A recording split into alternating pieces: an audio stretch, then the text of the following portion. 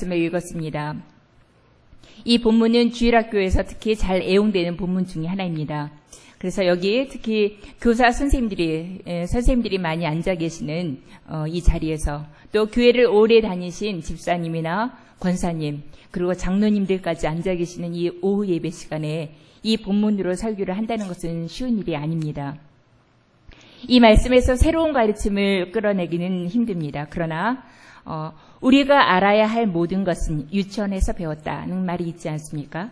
새로운 깨달음을 구하기 이전에 이미 알고 있는 것을 다시 한번 점검해 보면서 그 가르침을 우리 삶에 얼마나 적용하고 있는지 생각해 보고자 합니다. 오늘 우리가 읽은 말씀에는 세리장 삭개오와 예수님이 나옵니다. 우리는 이 말씀을 주로 변화된 삭개오라는 관점에서 읽곤 합니다.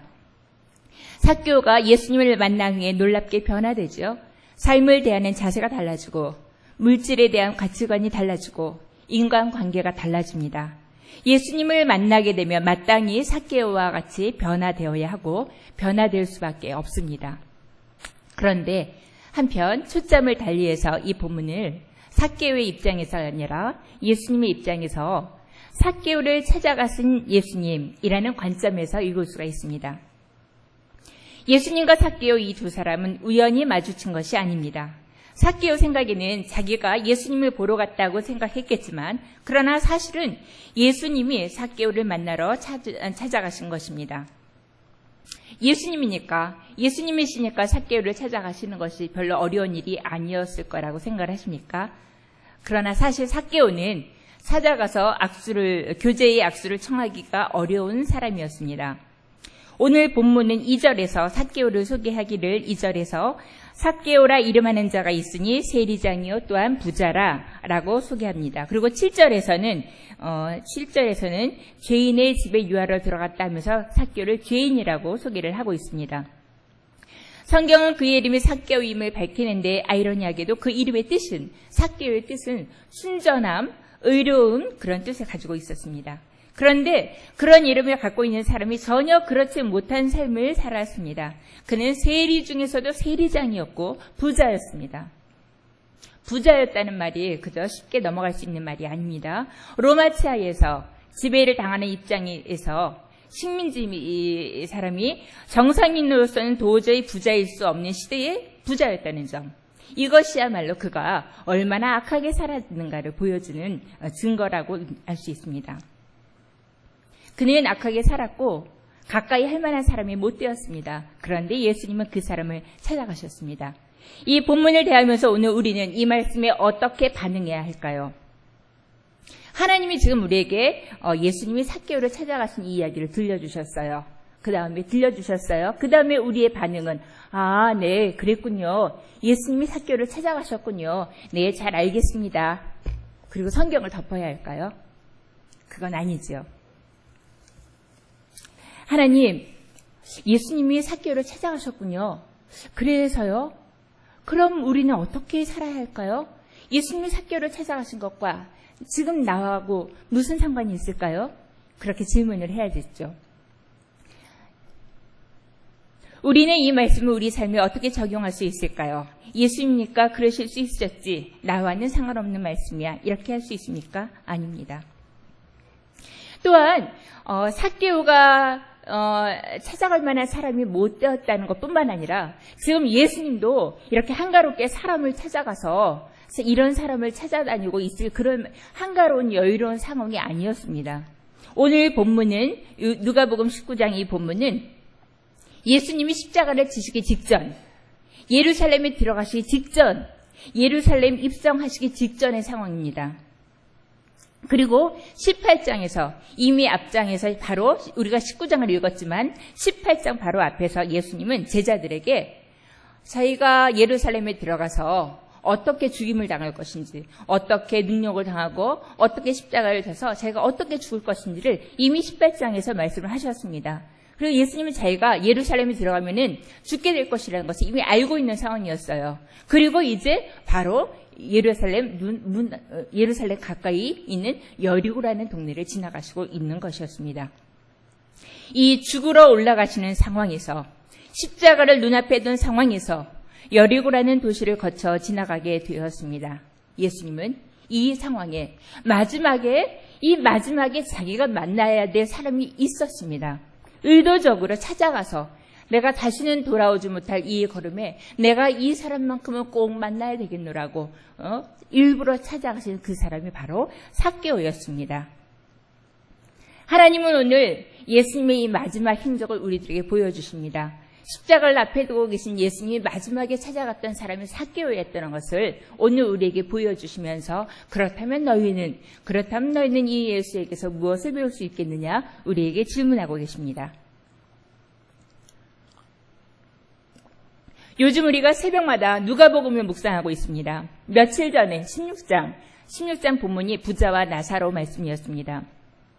너무 잘 알고 있는 말씀이니까 성경을 찾으실 필요는 없고 제가 읽어드리겠습니다. 누가복음 16장 19에서 21절까지의 말씀입니다. 한 부자가 있어 자색옷과 고운 베옷을 입고 날마다 호화롭게 즐기더라. 그런데 나사로라 이름하는 한 거지가 헌데투성이로 그의 대문 앞에 버려진 채 그 부자의 상에서 떨어지는 것으로 배불리려 하며 심지어 개들이 와서 그 헌데를 핥더라. 그날 아침에 이 말씀을 묵상하는데 우리 너무도 잘 아는 말씀 아닙니까? 더구나 주일학교 설교자로서 이 말씀이라면 참 많이 전하기도 하고 많이 듣기도 했던 말씀입니다. 그런데 이날따라 평소에 이 말씀을 대할 때는 이 부자와 나사로가 굉장히 이렇게 대비되는 삶, 부자, 나사로 굉장히 구별되는 극명하게 대비되는 그런 두 사람의 삶으로 이렇게 다가왔었는데 그날따라 제 마음속에 어떤 질문이 생겼는데 어쩌면 이 둘 사이에 부자와 나사로 사이에 공유되는 것이 어쩌면 이렇게 없을까? 같은 공간에서 살았는데 어쩌면 이 사람들은 완전히 별개의 삶을 살고 있을까? 전혀 이렇게 이들을 이어주는 것이 없지 않은가? 어쩌면 이들은 서로가 전혀 상관없는 삶을 살 수 있었을까? 질문을 하게 되었습니다. 부자는 말 그대로 부자라고 소개될 뿐만 아니라 자색옷만이 모두 부자인데 고운 베옷을 입고 그리고 호화롭게 즐기는데 이 즐기는 것이 누가복음 15장에 나오는 탕자가 돌아왔을 때 아버지가 살찐 송아지를 잡고 잔치를 벌여주시죠. 그때 사용했던 단어, 잔치를 벌이다 때 사용했던 단어가 이 즐기다 같은 단어입니다. 그렇게 부자는 자색옷과 고운 베옷을 입고 날마다 잔치를 벌이는데 날마다 그렇게 잔치를 벌였다는 겁니다. 그런데 날마다 잔치가 벌어지고 있는 그 집 앞에 있는 돼지는 너무도 다른 삶을 살고 있었습니다. 부자와는 전혀 공유된 것이 없는 완전 동떨어진 세계가 거기에 벌어지고 있었습니다. 이들은 이웃이었지만 그들 간에는 전혀 공유되는 것이 없었고 한 사람은 배부르게 먹고 한 사람은 죽어가고 있었습니다. 이날따라 떠오른 질문이 하나 있었습니다. 만약 부자가 단 한순간만이라도 이 문 앞을 지나다니면서 이 거지 나사로를 한 번만이라도 눈여겨보기만이라도 했었으면 그러면 이 이야기의 결말은 완전히 달라지지 않았을까? 혹시라도 부자가 가마니가 좀 필요할 것 같네. 가마니라도 한 잔 깔아주지 라고 했다거나 물 한 잔 좀 떠다 주지 그래. 이렇게 물 한 잔이라도 주었다거나 그런데 전혀 그런 언급이 없습니다. 아무런 공유가 없었습니다. 왜 그랬을까? 어쩜 이렇게 부자는 철저하게 나사로에 대해서 외면할 수 있었을까 생각을 해보았습니다. 부자는 거지의 필요에 대해서 전혀 관심이 없었구나. 부자는 거지에게 무엇이 필요한가? 이런 질문조차 하지 않았구나. 눈길도 주지 않았겠구나. 거기까지 생각이 미친 저는 하나님께 여쭈어 봤습니다. 하나님, 그렇다면 혹시 오늘 제가 관심을 기울여야 할 사람이 있나요? 혹시 제가 저 사람의 필요는 무엇일까 하고 생각해 보아야 될 사람이 있을까요? 하나님, 만약 그런 사람이 있다면 좀 생각나게 해주세요. 그렇게 기도를 하고 큐티 시간에 잠시 눈을 감고 있었는데 생각나는 사람이 있었습니다. 제 마음에 떠오른 사람은 언젠가부터 이 동네를 배회하며 휘젓고 돌아다니는 3명의 이슬람권 자매들이었습니다. 요즘에는 유모차에 돌도 안 된 남자아이까지 합사이어서 4명의 아이들을 심심찮게 동네에서 마주치곤 합니다. 아마 여기까지만 말해도 누구? 이 동네 사시는 분들은 다 아실 것입니다. 이 아이들이 한동안 뜸하더니 몇 주 전부터 교회에 다시 찾아오고 있습니다. 하지만 최근 1, 2주 동안에는 안 보이고 있고 옛날처럼 그렇게 자주 보이지는 못하고 있습니다. 아마도 처음에는 호기심으로 찾아왔다가 말도 안 통하고 별로 재미있는 것도 없고 어울릴 수도 없다는 것을 알고 스스로 자기네들이 이렇게 발길을 끄는 것도 있겠고, 또 한편으로는 우리 교회 입장에서는 안전을 지키기 위해서 그 우리 목사님들이 내려가는 그쪽에 계단 위에 시건장치를 하지 않았습니까? 그 시건장치를 하고, 그리고 보호자 없이 아이들만 마당에서 놀다가 무슨 사고라도 나서는 안 되겠기에 교회에서는 단속을 할 수밖에 없지요. 그런 단속을 하는 이유도 있고 여러 가지 이유가 있었을 것입니다. 어찌되었든 그날 큐티 시간에 갑작스럽게 그 아이들이 떠올랐고, 저는 그동안 제 입장에서만 이 아이들에게 어떻게 하면 복음을 전할까? 이 아이들이 예수님을 만날 수 있을까? 이 아이들의 평생에 정말 예수님에 대해서 들어볼 기회가 지금 말고 또 있을까? 이런 생각에서 순전히 제 입장에서만 이 아이들을 생각해 왔었다는 것을 깨닫게 되었습니다. 그런데 이날 하나님은 저에게 그 아이의 필요는 무엇일까? 그 가족의 필요는 무엇일까? 그렇게 생각해 보게 해주셨습니다. 그래? 아마 좀 가난해 보이던데 돈이 아닐까? 이런 생각을 하게 되었고, 그래, 내친김에 한번 그 집을 찾아가 봐야겠다. 그렇게 적용하면서 그날 큐티를 마쳤습니다. 그래야 며칠 후 그 집을 찾아갔습니다. 이슬람 교도인 것 같은데 한광교에서 왔다고 하면은 반겨줄까? 어떻게 할까? 약간 이제 염려 반, 이렇게 좀 두려움 반 하면서 이제 그 집을 찾아가게 되었습니다. 뜻밖의 저의 방문은 아주 환영을 받았습니다. 다행히 그 집 아버지가 한국말을 하실 줄 알아서 대화가 이루어졌습니다. 그 방문 결과 알게 된 것은,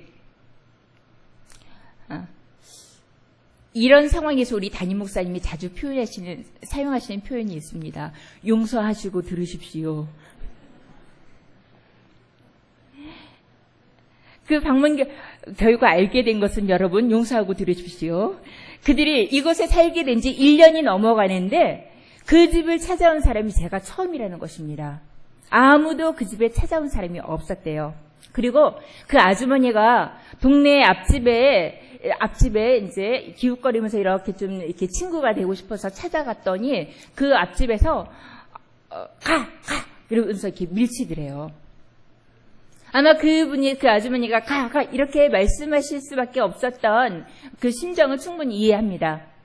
이미 이 아이들은 동네에서 행실이 안 좋은 아이들로 좀 소문이 나 있었고, 그 아이들이 지금까지는 좀 이렇게 행실이 좋지 않아서 좀 이해할 수 없는 행동들을 많이 보였기 때문에 어른들이 좀 골치였죠. 그리고 갑자기 그 엄마가 굉장히 좀 이렇게 체격이 크세요.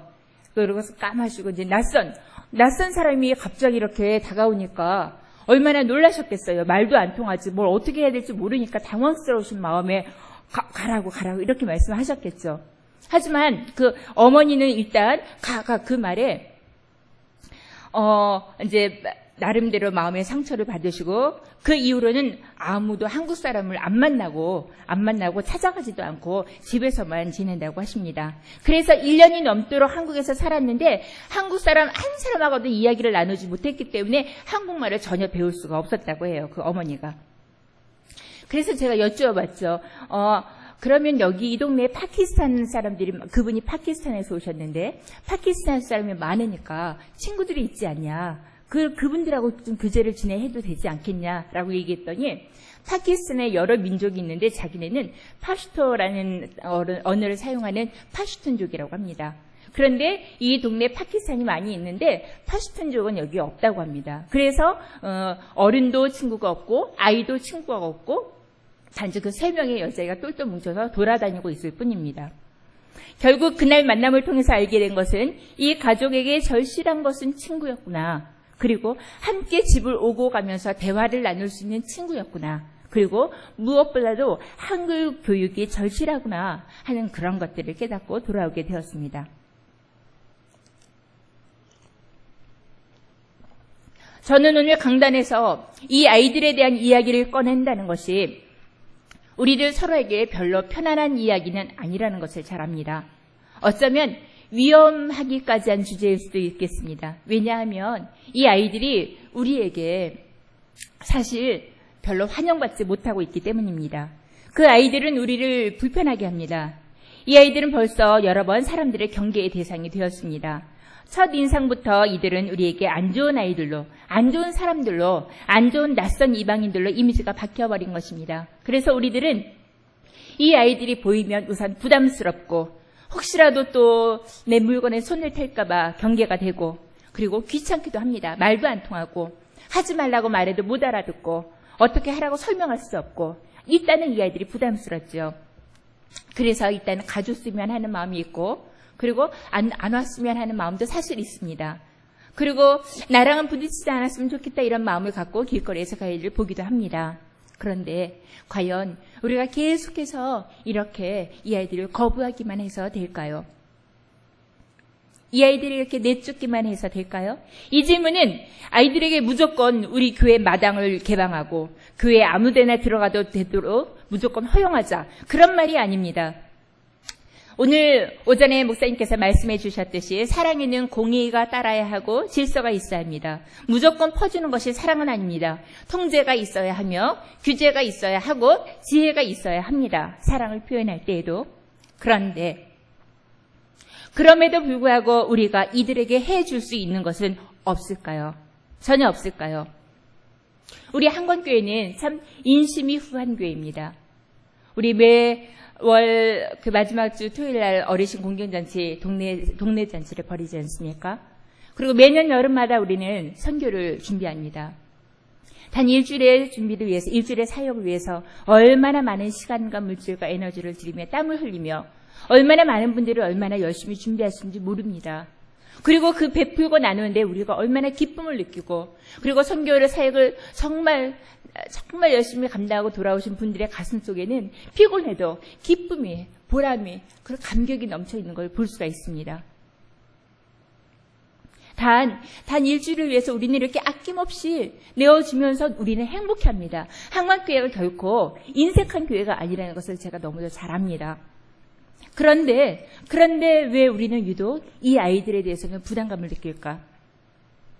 이 아이들은 일주일이 아니라 일주일만 만날 아이들이 아니라 우리와 같이 살고 있는데, 우리와 같은 공간에 살고 있는데, 우리 품 안으로 날아들어온 새인데, 아이러니하게도 우리는 이들을 위한 대책은 전혀 없습니다.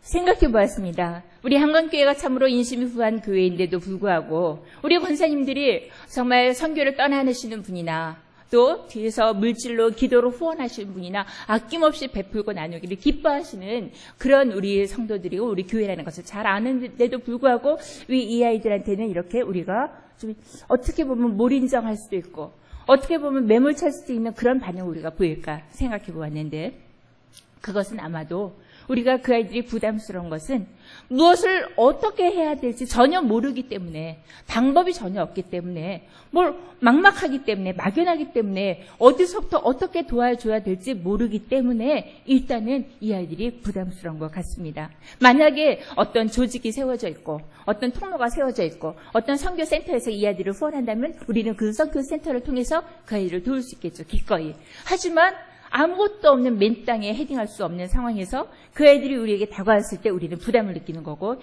그리고 어떻게 할 줄 모르니까 일단 문제를 일으키니까 가졌으면 좋겠다고 우리는 반응하는 것 같습니다. 네, 이 문제를 들고 오늘 이 강단에 올라온 저 역시 어떤 대책을 들고 어떤 문제 해결 방법을 가지고 이 자리에 선 것은 아닙니다.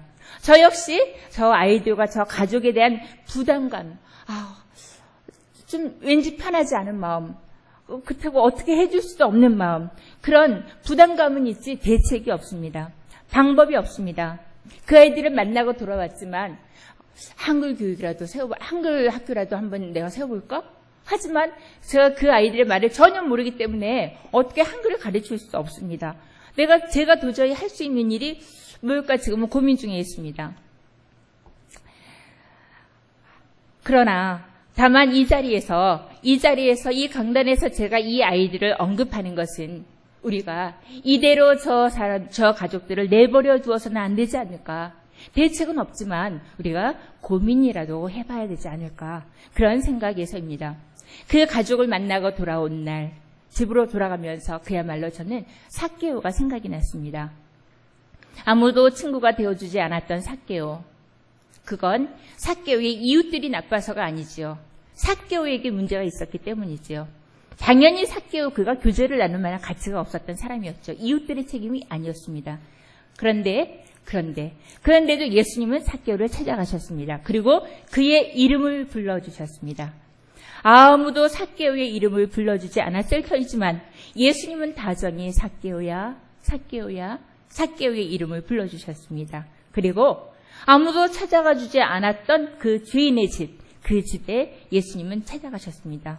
그런데 놀랍게도 예수님의 방문으로 친구가 되어주신 이 예수님의 방문으로 삭개오는 완전히 삶이 달라졌습니다. 그리고 사람들과의 관계를 맺는 관계의 질이 달라졌습니다. 완전히 변화되어졌습니다.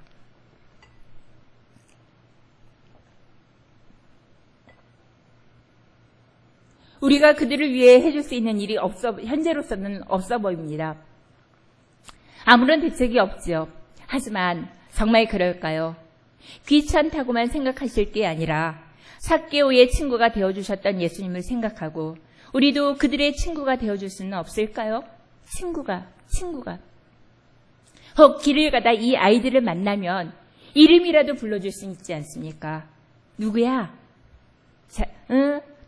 말이 안 통하니까 이름만 불러주고 눈만 마주치고 지나갈 수 있지 않습니까? 혹시 이 아이들의 이름을 알고 계십니까? 아시는 분도 계실 테고 또 전혀 관심 모르셨던 분도 계실 것 같습니다. 오늘 제가 자막에 그 아이들의 이름을 준비해 왔습니다. 자막에 큰아이 이름은 그 나라 나이로 8살이라고 합니다. 우리나라 나이로 9살이나 10살 정도 된 것 같습니다. 하니샤, 둘째 아이가 아킬라, 막내 딸아이가 파티마, 그리고 이제 9개월이 되었다고 하는 남자아이 이름이 이자슬라입니다. 하니샤, 아킬라, 파티마, 이자슬라. 우리가 이 이름을 기억하면서 이름이라도 한번 불러주고, 그리고 혹 냉커피라도 한 잔 타들고 한강교회에서 왔네로 한번 찾아가 볼 수는 있지 않을까요? 말이 통하지 않으니 그저 한 번씩 웃고 고개만 한번 끄덕끄덕 거려주고 한강교회에서 왔다고 그리고 돌아올 수 있지 않을까요? 어느 날 새벽 주님께서 제 마음에 주셨던 부담감을 오늘 저는 그저 아무런 대책 없이 이 강단에 올라와서 여러분들과 함께 나눕니다. 주님이 주신 부담감으로 우리가 그저 밀치기만 하는 것이 아니라 그저 이 아이의 친구가 되어줄 수는 없을까 고민해보는 우리 한광 성도가 되었으면 좋겠습니다. 기도하겠습니다.